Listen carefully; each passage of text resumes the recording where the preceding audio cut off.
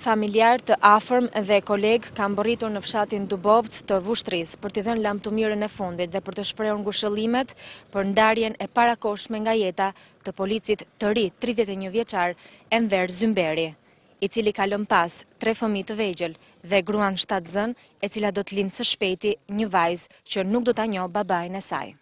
Në familjen Zymberi lajmi i ka tronditur të gjithë. Sipas familjarëve, babai i Enverit posa mori vesh lajmin për vdekjen e djalit më të madh pësoi një gjendje shoku, ndërsa nëna Sevdia, e cila mbeti tani me 2 djemë të tjerë të ri, mundohet t'i përmbaj lotët pasi sikurse thot ajo, Enveri ra për liri.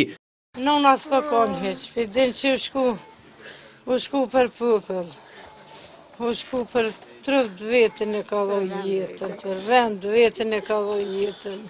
Enver Zymberi la pas gruan shtatzën, djalin dhe 2 vajza të vogla.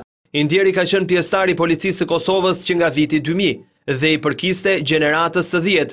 Fillimisht Enveri ka shërbyer në stacionin policor në Vushtri për t'u bashkangjitur më pas njësitet special operativ të policisë në drejtorinë rajonale të Mitrovicës.